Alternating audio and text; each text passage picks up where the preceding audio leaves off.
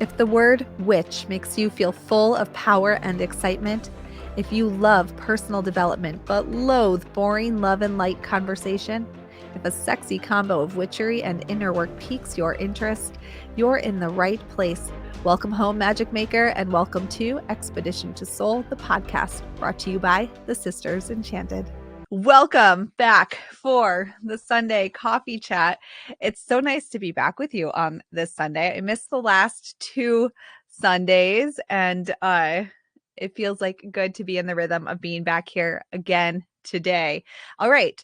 The objective for Sunday coffee chat, if this is your first one here, your first time being at a Sunday coffee chat, this is where I remind you to look at the week ahead as your right now on Sunday, this next week, we have the opportunity to lay out the vision for the week ahead, to do an alignment check and say, where does life not feel like magic? And how can I do something this week to put everything into alignment and help it to feel like magic?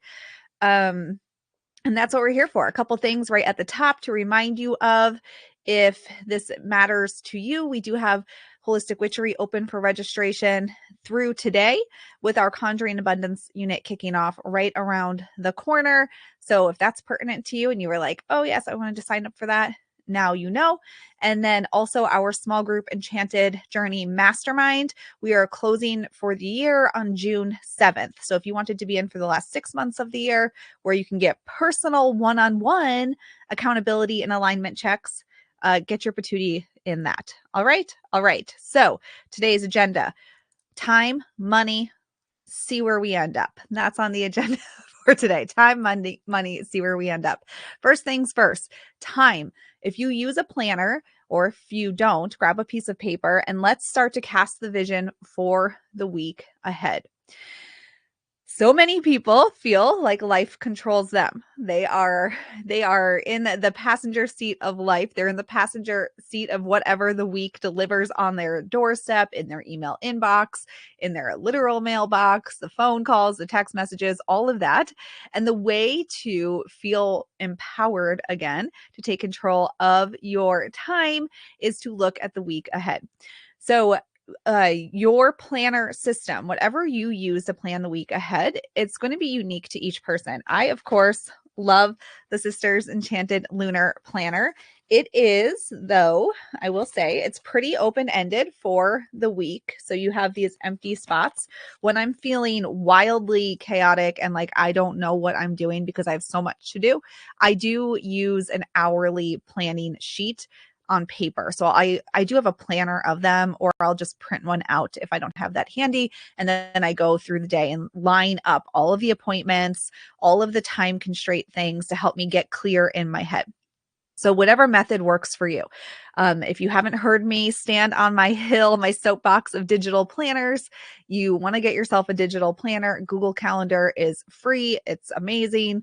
It will send you notifications and reminders. And I can't tell you how many things I would miss if it weren't for my Google Planner. Just this last week, I mentioned the small group mastermind that we host. And last year we did the calls at the same time every time throughout the year. And it's May. We're halfway through this year almost, but this year we changed up the times. And that one thing, I keep forgetting that the times are different, even though it's been 5 months, because I think it just for 12 months, it was in my head. So without my Google Calendar reminding me of what was going on, I would not have shown up for the call that I myself scheduled, because I just wouldn't, it's not in my head to see it, right? So I cannot say enough about a digital calendar to remind you of what you're doing. Now, here's what we do. And we do this every week because it's so important to create this like sacred space around honoring your time and honoring your vision. We want to think about the week ahead and what has to be done, not because you want to do it, not because it's a to-do list item. So not like I want to do the laundry this week or whatever it is you want to do. What has a time constraint to it that's already on the books? If you work 9 to 5, that is one of those things. If you have to take somebody somewhere at 3 p.m. on Tuesday, that is one of those things. For me, this looks like calls with y'all.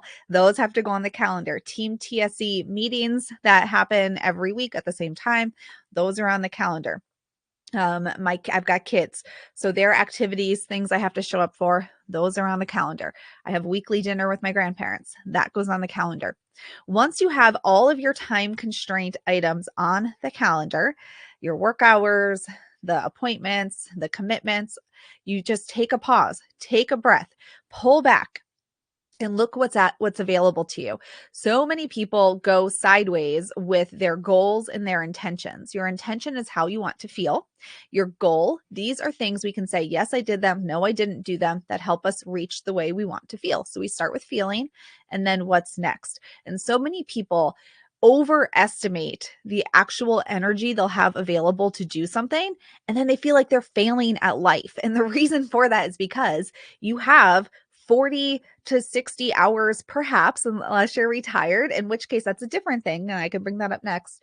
But if you have 40 to 60 hours of things scheduled on your calendar for next week, and you decide that this is the week that you are not only going to clean out the garage, and you're also going to do like a volunteer thing, and you're going to have a girls' night plus a date night, and you're going to do all of these things. Do you have the energy remaining to do all of that? Probably not. You like realistically, probably not. And this is how we can stay in alignment with where we want to go. And we can avoid escapism in our lives. And we can also avoid using our spiritual practice as escapism, where we sit down and we say, I'm so overwhelmed. I'm going to journal about it. I'm going to pull some more tarot cards. I'm going to meditate with these crystals. But really, if we didn't overbook ourselves and overextend our energy to begin with, we don't have to then lean on our spiritual practice as this like crutch to get us through. It can become the thing that empowers us to say, well, how do I amplify my energy in this one area of life that I'm focusing on right now more strongly and more clearly? Now, on the other flip, the other side of that coin is this idea of like too much time, having so much time on your plate that you feel overwhelmed with filling that time. And so this is where we really want to put structures in place. And this goes for people who are retired, people who work from home but have flexible schedules. So that's all of Team TSE. Anybody who's like self-employed, or you can really dictate your own hours that you do things in your day-to-day life. And we can find ourselves falling backwards because we don't have the structures in place to tell us what to do, to tell us where to be next. So in that case, we really want to then look at commitments to ourselves. So if you are retired, what's a commitment you have to yourself? Is that to get dressed every day so that you aren't in your pajamas watching soap operas all day long every day? If that matters to you. If you're a self-employed person, I am self-employed. I get dressed every single day, come hell or high water. Every day I get dressed. That's not an exaggeration. There is not a day that I loaf in my pajamas. And the reason for that is because I have so much life flexibility that if I don't get up and have some structure to my morning, the day it'll be 2 p.m. and then I'm mad at everybody. I'm mad at myself. So whatever the thing is for you that you need to do to kind of dial in, this is my structured time. This is the time that I do this. And then implementing strategies to click your brain onto that activation. With my kids, we homeschool. We light a candle on our kitchen table when we turn on, like, okay, it's school time. This one candle gets lit, and then we blow it out when we're done. And it's this example of starting, ending, clear container. We know what's going on. So think about, for this year, did you set an intention for the year? How did you want to feel this year? Was there a word of the year, a way you wanted to feel, like a vision that you expressed through emotional language for this year? Mine was unflinching, and the unfiltered version is don't fucking flinch. That was my word, my phrase of the year. So to be unflinching. So we start there. How did you want to feel this year?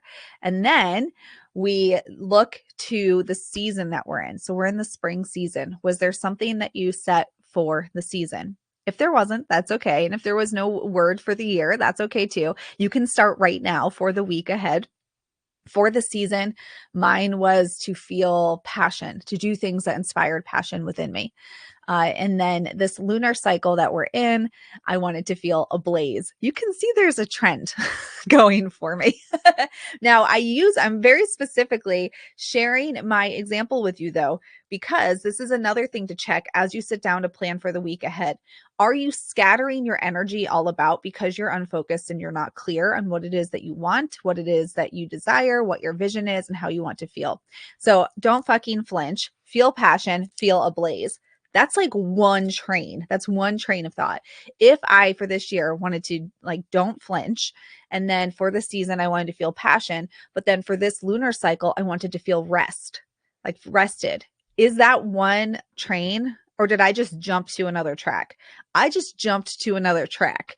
And so now I'm having conflicting energies in my mind where I'm like, don't flinch, be passionate, rest.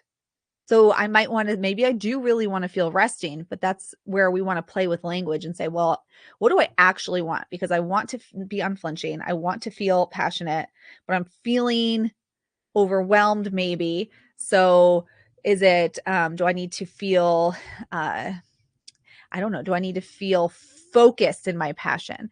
Do I need to feel like there's space to rest in the passion? I don't know. You got to play with these things. But so we're going to do this alignment check. From there, we've got year, season, lunar cycle. Now we're living this next week. So I want to feel unflinching. I want to feel passion for the season. I want to feel ablaze this lunar cycle. I'm going to look at the week ahead. How does my calendar look? Does it feel like all of that? And if it doesn't, because sometimes that's life, then we've got some options. We can say, well, what do I need to learn for the future so I stop sabotaging myself and I allow myself to feel the way I want to feel? Where am I sabotaging so I can't feel the way I want to feel?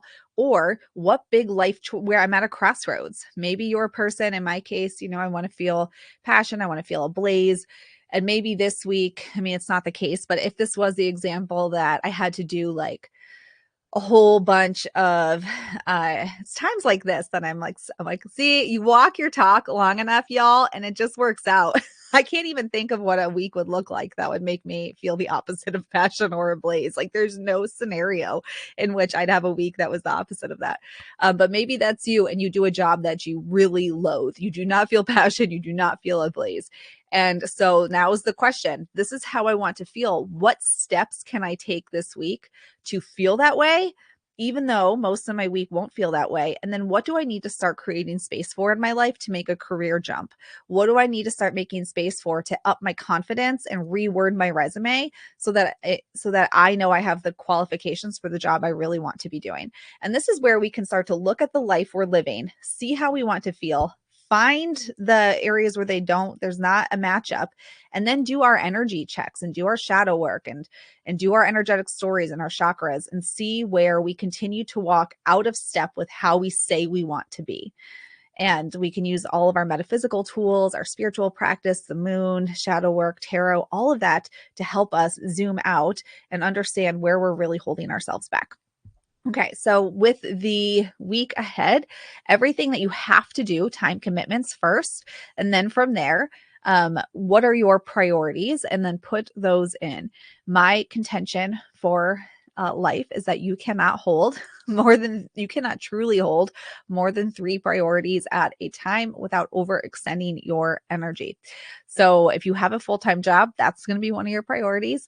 And then what is left after that? And priorities, I think it's a word that we overinflate, like health is a priority, family is a priority, having a clean house might be a priority, eating well might be a priority, right? And all those things can be things you care about. Some of those are going to fit into what you value for life, and some of those are your right now priorities. So in this week ahead for me, TSE is very much a big priority. I just took time off, and I've got time off again in like a month. And so I have a ton of stuff that I want to get done in this week and moving into the next week. So that is a huge priority for me this week. Another thing is in my personal life, homeschool stuff. We have books piled everywhere. It's like a labyrinth of books in this house, from not putting things away and stacking up kids' projects and everything they've accumulated this year. And so that's a big priority for me as we're shifting into summer and we're going to be outside even more, clearing the stuff so it doesn't get dusty. We don't get like spiders living in our books, and move everything around, right? So that is my second priority. And I know for sure I actually don't have more capacity for that, like than that. That's it. That's all I got. I can work and I can probably deal with the books this week. Otherwise, everything else is just regular life living, like taking care of family and, going for walks and all the stuff that I want to do. So I don't have room for a third thing. So if I decided that this was the week that I was also going to paint my bookshelves, like there's not enough, I would be setting myself up for failure because there's not enough energy to go around for that. So you've got to look at this week ahead, do the alignments check with how you want to feel, and then what does your calendar look like? And if your calendar does not reflect how you want to feel, it is up to you to start making some choices and decisions to align the way you want to feel with the way you're living your life every day. So we can really look at this as a vision board. What is the vision you're casting for the next week? And if it's a vision you don't love, you have the choice to keep doing that and keep saying, I want to feel a certain way, yet I'm going to keep living a different way. Or you have the choice to start taking action to get into alignment with how you want to feel. All right. So we do this for the week ahead, create a sacred practice out of it, light a candle, write a letter to yourself for the week, a week from now that you'll read next Sunday. If you've got a particularly trying week coming up, go into your tool belt of tools. Grab, what do I have standing in front of me? The Empress Tarot card. Grab the Empress and put the Empress down and say, what would an Empress do this week? Would an Empress just like let life tell her what to do?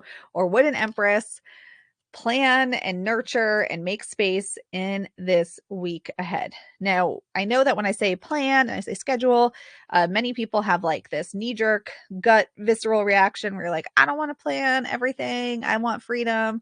And I too, I'm a Sagittarius through and through. I love freedom. And truly, it is knowing what you have to do and what you have energy for that allows for the freedom. I work probably like 40 hours a week. I homeschool, I care for my grandparents, and I have time granted, I don't commute to work. So I will say that I do not commute to work, but I have time every day to do stuff that I love to do every single day. And that comes from planning my week. That comes from knowing my vision, clearly knowing how I want to feel, clearly knowing my desires for my life, and then aligning my time to that so that I have the free time to do the things I want to do. If I don't plan, that's when I get overwhelmed. I get mad. I get frustrated. I feel like everything's caving in on me. And then I don't take action and do things I love to do because I'm so busy being pissed at everybody and being down on myself because I'm not doing the stuff I should be doing. So really putting the structures in place creates the freedom. Structure creates freedom, y'all. I promise. All right. So once you've done that with your time, we want to switch to money. And if you attended the Mend Your Money Stories event last week, you know how passionate I am about women and money. I'm very passionate about women and money. So while you're doing your planning for the week ahead, your vision casting for the week ahead, I highly encourage you to look at your money for the week ahead. Now, you will not hear things from me. And if you're in holistic witchery and doing conjuring abundance coming up, we do have a practical money matters lesson that we'll be doing. And I will talk about understanding a budget in there, but I am not a person who has ever strictly followed a budget. So what works for you is always what I'm going to say to do. I am a person though who always knows how much money I have. I always know how much debt I have, and I always know where my money is going. So I might not know like, okay, well, we only spend this much money on groceries and we only spend this much money on activities. That we don't do. And in part, I am self-employed, so I do get a paycheck, but it is a small paycheck. And then any other money I get is pretty variable month to month. And we also travel a lot. So for us to say like, oh, well, we only spend this much money on groceries or something really doesn't fit our lifestyle because we are on the road. And some places, like we're traveling in about a week. And in this specific week, we do eat out a lot. But then we're traveling in a couple more weeks after that. And in that place, we don't eat out at all. We cook out on our grill at our campsite the whole time we're there. So ours switches wherever we are going. So for me, like a strict, this is what we do. does not, it just doesn't work. It doesn't work with my job. It doesn't work with our lifestyle and how we spend money. But I do always know what's on the credit card right now. We use credit cards for everything. And I will tell you, I have not paid for a hotel or a plane flight in years. Literal years. I have not paid for a hotel or a plane flight because we use credit cards and pay them off every month. So we do pay them off, but I always know, what is this looking like? Like, what is the number creeping up to here? And I know our threshold, what we can and cannot manage, like what I can and cannot manage as the income earner for the family. So I always look, what's on the credit card right now? What am I going to have to pay when it comes up?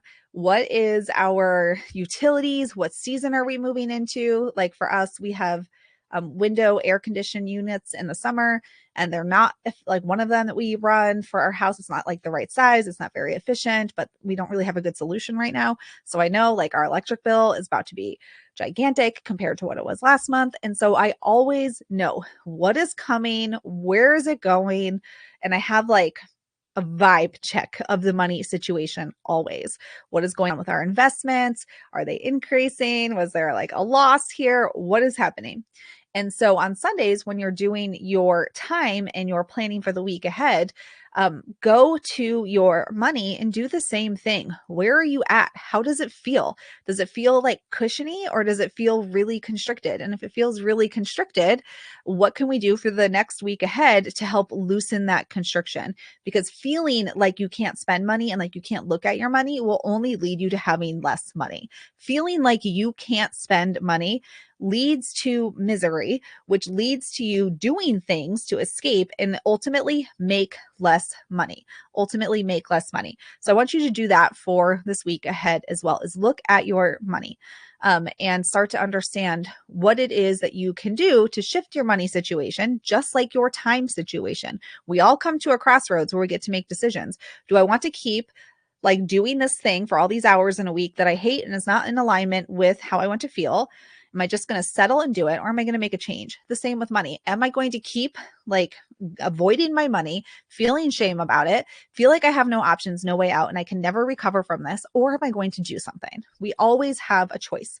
And, whenever you're ready for that choice, it's just a matter of clicking your energy onto, let's do something about it, and then doing the shadow work to help you actually do something about it, because it is your shadow self that will sabotage and keep you from doing anything about it whatsoever. All right, I'm going to pop into the comments over here because I have not been looking at them. I did see a question about the Lunar Planner. You can purchase one. Still, we have a PDF version and the planner version. And I do not have a link handy for it though, but I will see if I can't get that with the replay of this for you. Let's see here. Oh, and Jennifer was sharing, so focused on holistic witchery grad survey, I lost track of time. I am famous for like getting some idea in my head and losing all sense of what is happening. I totally can relate to that. Melissa was sharing, I get dressed for the day every day. I have to for my energy and confidence. Totally a mindset. Yes, I literally get dressed every single day. And not always like today I'm wearing a dress, and not always like, but often like that. Yesterday we had no plans. I didn't have to do it. Like I wasn't on video, we went to Home Depot and I did work from home. Like I did some TSE stuff, but nothing that I had to be dressed for. And I wore like a cute summer dress, like a little spaghetti strap thing. It had buttons and it was like fitted and flirty, but it just really, if I don't get dressed, my energy feels it. I have to slap water on my face and get dressed, or I will, it's like a complete energy drain for me to not have that as part of my daily get up and go. I don't know what it is. It's probably just in my head, but I have to do it. Margot says, been aligning my lunar cycles to the qualities that Sag embodies. I love that. Robin has a flexible schedule. Last year made a commitment to wake up, wear freshly clean clothes every day. Yes. Working on, like you said, specific scheduled work time, sacred time, and other tasks and free time. Yeah. If you have a flexible schedule, I do think that can be, it's always one of these, whatever situation you're living in, you think is the hardest situation and that no one can understand. Like we all think that of something, but if you have a work schedule, and you're like, oh, it must be nice to have your own time. But those of us who have our own time are like, oh my gosh, to have somebody tell me where to be and have that structure, like how much more productive could I be? But then, so it's always like the grass is always greener. The grass is not greener anywhere. It's just your circumstance and understanding how to work within your circumstance and align your energy to your circumstance. So I do have schedule flexibility, but I work predictable hours every single week for a lot of reasons. So people know when I'm working. So I have that boundary. If I don't tell people, oh, I work, like I start working really early in the morning, but if I don't tell people that, okay, I don't work after 2 p.m. or 3 p.m. on these days of the week, Team TSE works all different hours. Like people will be messaging and asking me for stuff all hours of the day, not because they're being a bother, but because they're working different hours. So for me to protect my energy and say, if you need this from me, you need to tell me before this time, because then I get the urgency of like, you ever get a text message and you're like, I have to answer it, or a phone call and you have to answer it right now. Well, when you have total time flexibility, it's very similar where you're like, oh, well, they need me right now. It's urgent right now. No, this is part of with your energy. And a lot of what we talked about with Mend Your Money Stories last week and feeling safe and secure in your energy, that applies to money, but it applies to all areas of life as well. When I said money bleeds into every area of your life, it is so true, because the urgency that we have around money, many of you probably feel it when you see an email, you see a text message, you see a phone call. If you work remote or you work in a situation where you talk to people digitally, like, oh, someone needs me, urgency. And then you stop acting from a place of purpose and intention and presence, and you start to react from shadow and urgency. So putting structures in place. I don't answer text messages sometimes for hours, partially because probably my ADHD brain, but also because if I get into a text conversation or a phone call, but right now I'm doing something for work, or I'm tending to my children, or I'm planning to make dinner, or I'm on a walk and I just want to listen to music and think my thoughts and have a really cool idea come to me. If I get into a conversation, that all goes by the wayside and I've just sabotaged myself. Now, I also learned that because one of the things that really helped me see that was the expansion archetypes, and that I'm a wanderer. So I will want to prove my worth by tending. Like I'm going to be like, let me answer your need. Let me answer your text message. Let me get you that work thing right at this moment. Anything at all. Let me drop and help you, because I can just do all this stuff at once, I think, in my head. But what that does is it sabotages you from being clear and actually enjoying and purposeful and intentional about the thing you're doing right now. So when it comes to communication and having like boundaries and borders around your own self to react, such a big thing. I'm sorry, I went on a total tangent there, but that's part of your process. And it can be that with money, it's that urgency around money. And when you're thinking of your money for the week ahead, where do you already know that you might be reactive with money? Like it's a holiday weekend here in the States, so there's sales everywhere. And I am a person who I'll be like, oh, I'm gonna stock up for the next 6 months on like the protein powder I love, and I don't know, like the sheets that I like for my bed are on sale, but we only have one set. And my husband was like, oh, you should get another set, they're so great. And then I was like, oh, we should get the kids sets and I'll give them to them for Christmas. Next thing I know, there's like $500 worth of sheets sitting in a cart, and I was like, whoa, Sarah, we just had to buy something else that was a need that we needed. Like we needed tires on both of our cars. Like take a deep breath. We're being reactive. There will be another sale. And also my kids do not need bougie sheets, and neither does my husband. We have a set and he can just wash them. And so I had to recognize to myself again, there's that wanderer, there's my sabotage, like, oh, opportunity, I'm going to do all the opportunities, and understanding where you do that and helping to forward project for the next week. So I knew that going into this week, I was like, oh, Sarah, no, we're not doing this. There was one sale. It was some homeschool stuff that we like that's on sale this time of year every year. And so I was like, that's the thing. That's what we're doing. So understanding about yourself and adding that as part of your weekly process. Like, who am I internally and how am I going to sabotage?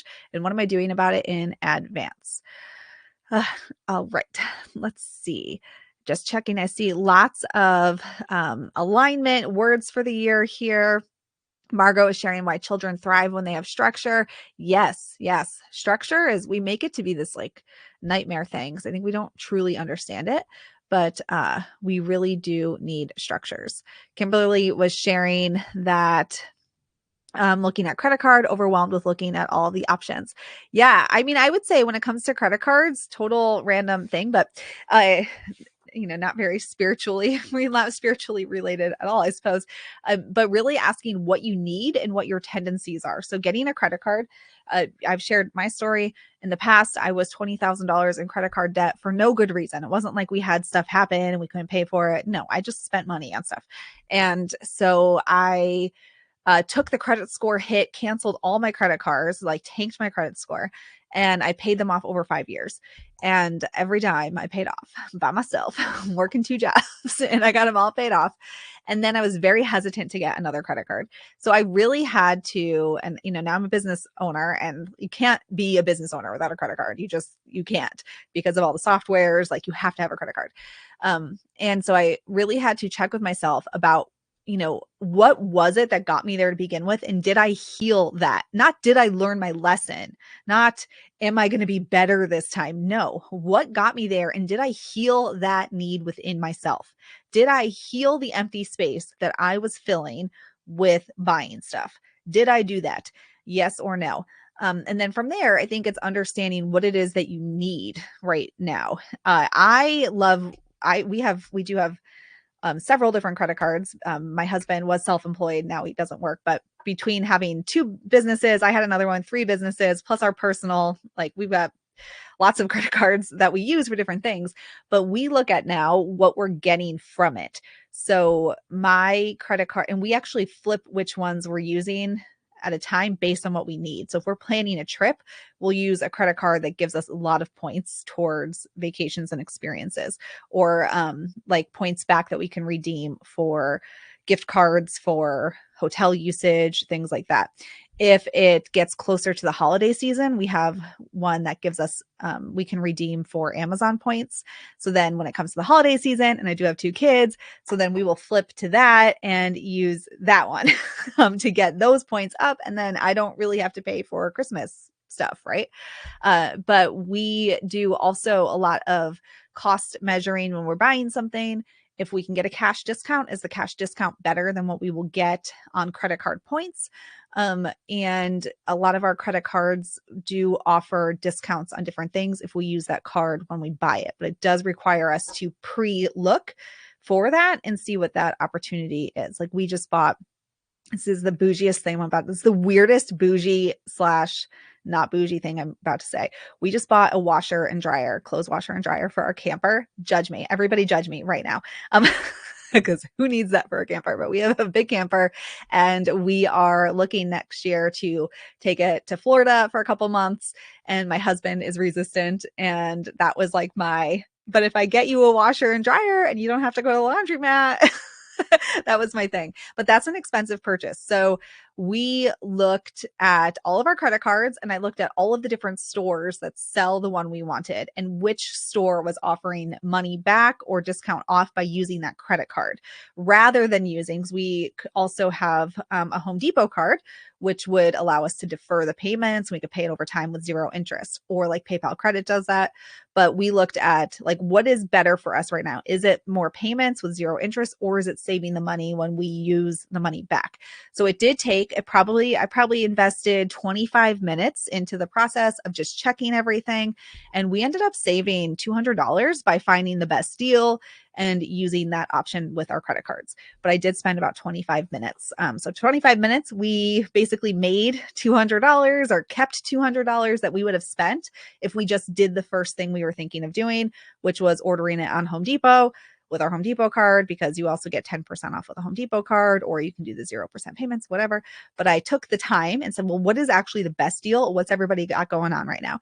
And so I checked all the different retailers, all of our credit cards, 25 minutes. We were $200 cash in hand that we would have been out if we just did the first thing that we thought to do. So this is part of that forecasting for the week ahead. What is your vision? What are you spending money on? And how can you make the most of it? How can you make the most of it? Now, I don't do that same process with things like groceries, because I don't find that the time to save like $18 on a grocery bill, I think it's like, for me, it's like a half an hour or more of scouring ads to save under $20. And that's not worth it to me.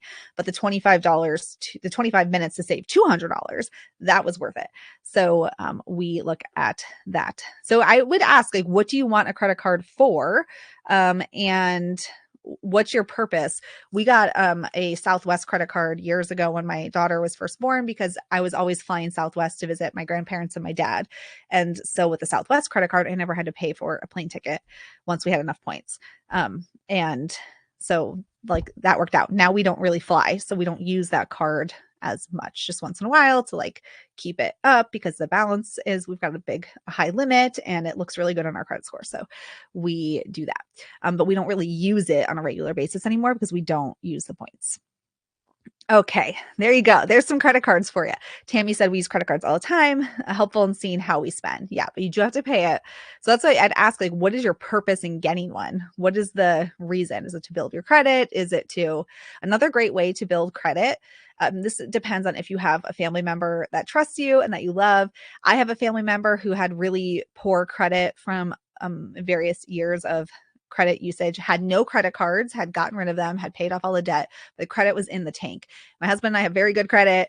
We've got like high available credit limits. So I added this person as an authorized user to our account, which makes no dings to our credit, anything like that. They don't have control. They can't like log in and do stuff. But just doing that, their credit score went up 250 points, like very, very fast because they rode the coattails of our good credit, which helped them do a refinance on their home.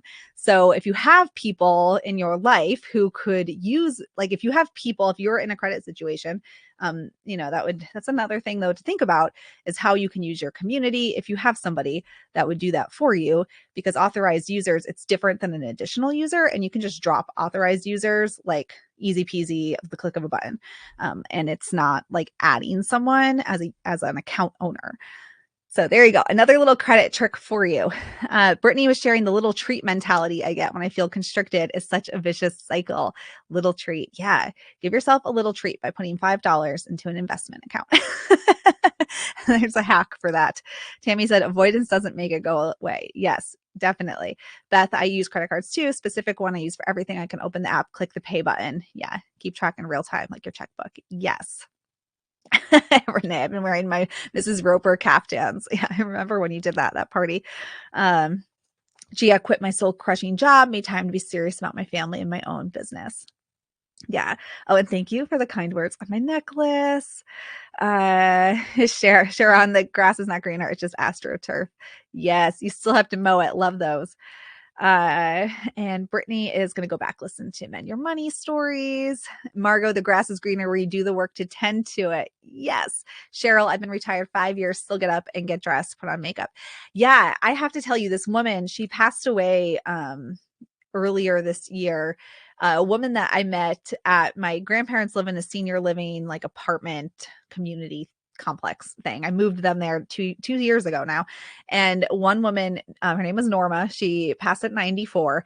And so Norma loved my kids, and we would see her every time we went over there. And I asked Norma one day, I was like, Norma, what keeps you going? Because Norma was always walking around dressed, little Italian lady, like came up to my chin, and always dressed. And she said, getting up, getting to the day.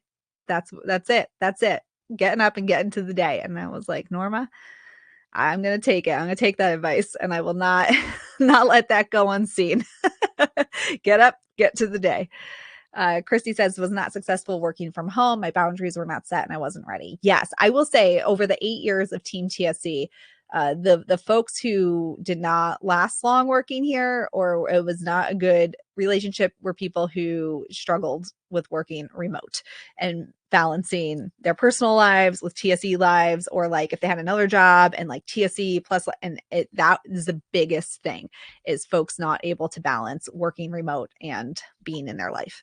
And that is like top reason of lack of success being here. So that is very much a thing.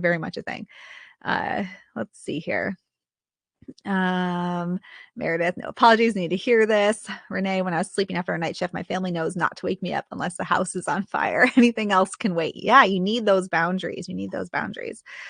Uh, let's see. Gia says working outside the home costs me more money and more time. Doing all the work we have been working on here helped make that clear. I love that. Yeah, seeing where you earn back from your time and your money. Meg's working on that Wanderer. Karen, too much time takes me into rabbit holes. I just started online shopping. Yes, get out of the rabbit holes. That time will, if you don't know what you're putting in your time, it will fill itself. Just like that example I give of like an empty shelf. If you clear a shelf in your home, but you don't know what it's for, stuff will just be put there. Same with your energy. If you clear energy, if you like get rid, you're like, okay, I'm healing my, I don't know, I'm healing my issues with visibility, but then you don't place in their confidence and you don't actively work on confidence, like something else will just come back into your visibility issues and remind you that you're having imposter syndrome and you won't be visible again. Like you have to consciously fill the holes. Um, and let's see, Renee says, I was at the store yesterday looking at clothes I didn't really like, decided to make a couple things I really like instead. I love sewing. Love that, Renee. Love it. Meg uses Google Calendar for containers. Yes. And Beth, yeah, your local credit union, a great place if you're doing balance transferring and getting that 0% credit. I saw Beth, I think it was you who shared that. That was that's something that I did when I got out of my credit card debt is I transferred balances and then canceled everything but where I transferred balance to because I couldn't cancel that one and paid everything off. But let's see here. Denise is sharing my significant other's retired. I work part-time, things constantly going up in price, but the money stays the same.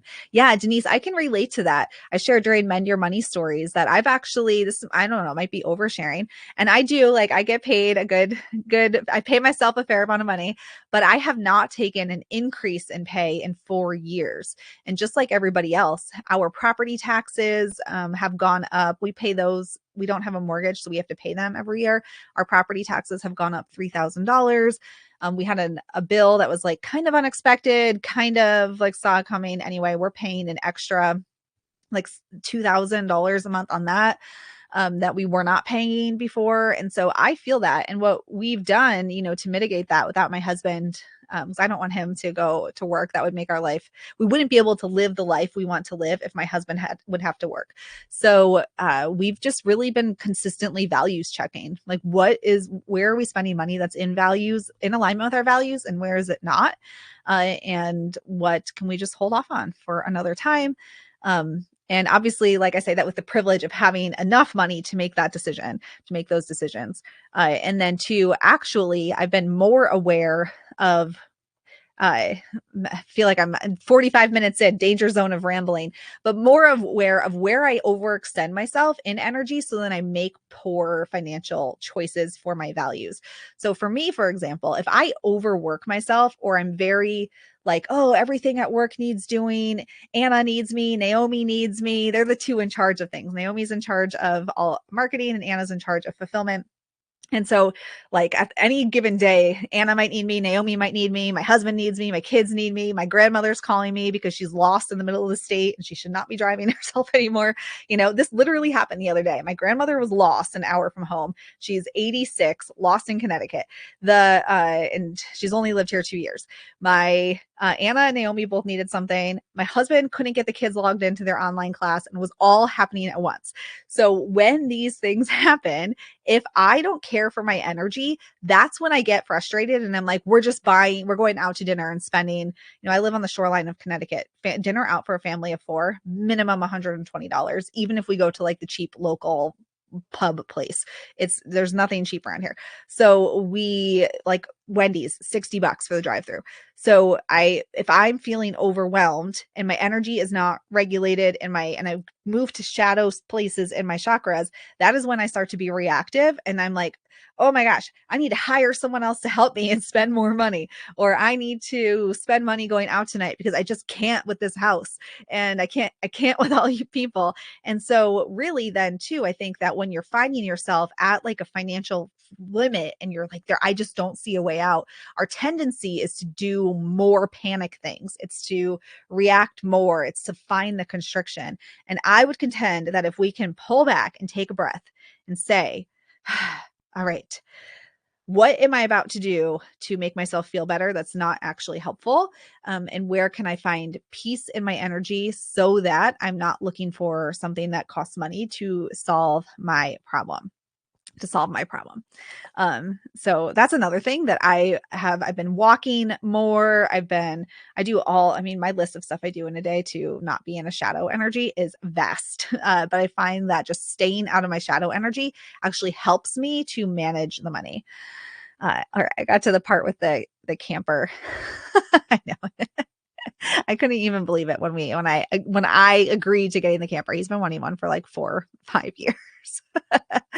Let's see here. Renee says, "Oh, this was on the credit card.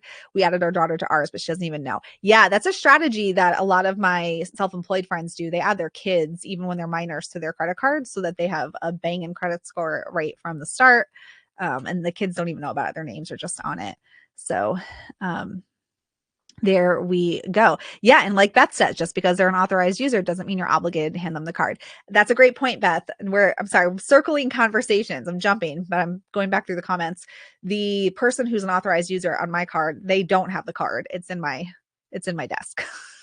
Because I was like, I know that you've had better money habits. And also, I'm not sure I'm going to give you a credit card that I'm responsible for. And so, that is a great point, Beth, that you bring that out. Athena's asking about banks with buckets. Yes, I use Ally Bank. I'm giving all my personal information. Don't steal it. Ally Bank, ALLY. It is a digital bank. I don't deal in cash for the most part, so it works for me. And it does buckets. Let's see here. Just checking back through if there's anything else that I missed here. And Kathy said, digging out of some gnarly debt. I knew better. Now I'm doing better. Telling myself it's too hard, wasn't getting it done. It's like a game. You have to put a little more on the debt. And on the debt instead of something you don't need. Yes. And I know exactly what I'm spending money on every single day. Yes, Kathy, I love that. I love that so much. Margot says, I have an Ally Educator card. I have to look into these buckets. Yeah, I use Ally Bank for my personal bank account. Our business bank account that we used, it's also a digital based bank, and it also does buckets too. And you can have, I know in my personal bank account with Ally, I don't remember how many buckets you can have, but I have several, and just put the money into the different buckets so that I know where it needs to go. Judith shared powerful point about when I feel money is tight, I want to spend to eliminate the feeling of lack. Yes. I would say that so much of what we do when we feel constricted just gives us more constriction. And that's not just in money, that's every area in life. And I think it's because when constriction is a shadow emotion, it's a shadow feeling constricted and like you have no options, or like you don't know what to do. So it is I think we think, oh, I just need to do something different, but your energy doesn't know what to do, or it would already do it. And this is why I love teaching about chakras and shadow work and working with the moon, because it helps us to know that there's a time to move forward and there's a time to pull back and breathe. So like the moon teaches us, we take action, we pull back and breathe. We take action, we pull back and breathe. So in your life, in my example, literally, this was just the other day, last week. I had all work stuff, my family, my grandmother is on the phone, like lost, and I had to be on Mend Your Money Stories in like 7 minutes. This is sometimes y'all don't even know. It was like 7 minutes to having to be on there. Like fire here, fire here. My husband's frustrated, computer won't do the thing. My grandmother's on speakerphone, lost, and I'm trying to help with passwords, answer things, and say, "Are you on Route 9 north or south?"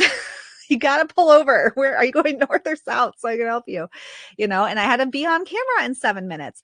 And times like that, I mean, it's so easy to just say, well, I deserve to go out tonight because look at what I've been through. I deserve whatever, or like, I'm going to do more things that constrict me in the end. And it is a practice to say, really, is what I'm about to do truly going to expand me, or is it reinforcing the constriction I feel right now? So for me, the day ended and I went for a walk. Like I can't walk on the road that I live on. So I got in my car and I walked to a park and I put music in my ears and I just walked. I didn't look at my phone. I just walked and cleared my head. And as I'm clearing my head, I'm thinking, I want to feel unflinching. I want to feel passion, and I want to feel ablaze with energy and ideas. And all of this stuff is just stuff that's happening. All of it is just stuff that's happening. And I have the power to be in my light, not in my shadow. I don't need to be mad at my husband because I feel like he's ineffective at things. I don't need to be mad at my grandma because she shouldn't be driving anyway and isn't listening. I don't need to be mad at like people that are just doing their job trying to help me and it's just like not the right time. I don't need to be mad at myself for not saying no and and like letting it pile up. It just is. That's just stuff that happened. And now, what's the light energy here? The light, I handled it. Everything's okay. Everyone's okay. Everyone's home. Everything's good. We're good. Everything is all right. And I'm breathing and I'm not self-sabotaging and I'm not doing more constriction. And we're good. We're good. But it takes conscious time and effort to switch from like reactive, more constriction. I see this too with escapism. One of the reasons I don't drink much alcohol anymore, and not that I didn't like drink a lot before, but for me, it was definitely if I had one drink of like a glass of wine or beer, then I started eating chips and I started eating like cheese and crackers at 9 p.m. And I started doing things that made me feel crappy and like I couldn't sleep. And then I had a stomach ache at 2 a.m. And so I know that about myself. And I had to say, like, okay, well, what else can I do? What else can I do to not do this thing? Because it's making me feel constricted somewhere else. So I had to do something different. And now I don't do that. Now I have like tea or I don't know, some other bougie drink that I buy. And then I don't feel like I'm going to have a stomach ache at 2 a.m. and can't sleep because I changed it. I didn't stay in the constriction and I didn't escape with something else. I just found something that made me feel the way I want to feel and did that instead. And that's really like, that's life. If something's making you feel the way you don't want to feel, get out of the shadow of it so that you can put the light on it and do something else. But we tend to react to the shadow. We just get in the shadow and we react to the shadow. And it's so unhelpful. So unhelpful. Let's see. Just checking one more and then I'm going to move off of here. Athena says digital banking made me nervous. Yeah, I think it's just what you're used to. Also, the fact that I work on the internet, that has made me, I had in like a bank forever. But now like my whole life's in the internet. So I'm, I guess my nervous system tolerance for it is higher, right? Like everything is in the internet that I do. I don't know why I would like if the internet just, my friend and I were talking about this, if the internet something, because there's all these weird like the solar flares and there's like the internet could be out for days if these solar flares get too high. And my friend and I were talking about it and we were like, we would be so scared, but also what a blessing that would be for like 2 days to just be like, oops, can't life, there's no internet. Yeah, alcohol makes me I can't sleep. It's like coffee for me. It's not even like I'm making bad choices necessarily. My body at this point in time, if some people, I can drink coffee all day long and go to bed. If I have like a margarita at 6 p.m., I will be wide awake all night. I cannot do it. Cannot do it. Meredith shared in crazy moments, it helps me to say I'm safe. I've learned that the I deserve attitude is my Aries warrior trying to take control. Yes. Yes, I am safe. I love that one over I deserve. Yes. I say that to my kids often. Nobody really deserves anything. Like, I don't deserve to go buy something just because I worked really hard today. That doesn't mean I deserve anything. It's just the thing that I chose to do. And really flipping the switch on entitlement, what we think we should just have or get or do or give to ourselves. And I think that comes back to what we teach in magical self-care is really these foundations, time, money, your energy, like that is self-care. When you're caring for your energy, everything else that happens is not so like life altering. Like my example the other day, 7 minutes prior to a live event I was hosting, my whole world's on fire. No one would know it when I got on camera, but I it's very easy to put yourself in this place of like, look at all the things I did, or I don't deserve to be treated like this, or I don't deserve for this to happen. Look how hard I work. When you flip the switch and you're like, such is life. I have all the strategies in place to manage things when things get hard. I literally go through the 5 I's and ask myself, how do I want to feel? I want to feel like I'm empowered to make the choices that are right for me right now. So what am I going to do? I'm not going to be reactive. I'm not going to get mad at people. That's the action I'm going to take. That has to come from my heart center and unconditionally loving everybody around me and myself. My shadow self wants to yell at everybody and say, don't you know how hard I work for all of you? Why is this happening? And then the way forward, my way forward is for me to make sure everybody's set earlier in the day. I did not do that, and that is my responsibility. I set up the life I have based on what I desired. And I did not check to make sure my husband was good with the login. I did not press back on my grandma and say, someone will take you to the doctor. And I feel like I should have done, I knew better. I did know better. And I did not push back on her, and I should have. And so I owned my part of it. Ideation. What will I do different next time? What will I do different next time? And then my self-trust grows because I'm like, oh, look, I learned the error of my ways. I trust myself to know what to do next time. And then I use the 5 I's to walk me through all this as well.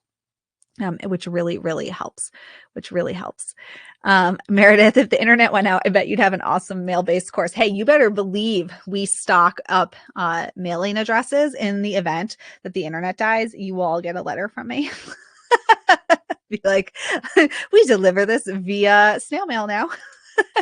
TSC goes nowhere. Cannot keep Sarah down. Sarah and TSC will not be taken out by an internet outage. Will not. All right, y'all. I'm going to let you go there. It is 10:56. It's been an hour. I do hope that of all of my backwards, forwards, sideways train of thoughts, something here helped you with the week ahead, helped you to plan, vision, to take control of your time, your money, your power for the week ahead, and will help you to live the life that you want to be living. If you're not yet in holistic witchery and it's within your wheelhouse and values to put that on your budget for the time being, please come join us. We start again soon, and our Conjuring Abundance unit is kicking off very, very quickly. And then if you are in Holistic Witchery or Enchanted Journey, our Enchanted Journey Mastermind is closing up for the rest of the year. Hard stop June 7th. It was June 15th. We pushed it up a week due to some other things that are happening. And so June 7th, and we will be doing actually an afternoon or day-long experience online where we go through your values, your priorities, and we're going to be doing this and then having our accountability to align with it for the rest of the year as well. So if that's something you're interested in, reach out and Anna or Jenna can get you that information as well. All right, then. Thank you again. I will be here next week and I think the week after for coffee chats. Yeah, I will be here the 2nd, the 9th, and the 16th, which is Father's Day in the US. But I do believe I will be here the next 3 Sundays in a row. So see you next week. Same time, same place to kick you in the pants again. All right, everyone. Have a great day. Ooh, knocking stuff down. Time for me to leave too. Okay. Bye. If you love the podcast, be sure to leave us a rating or a review. That helps us to get the word out about all we're doing here at the Sisters Enchanted. Thanks for being part of our community, and we'll see you in the next episode.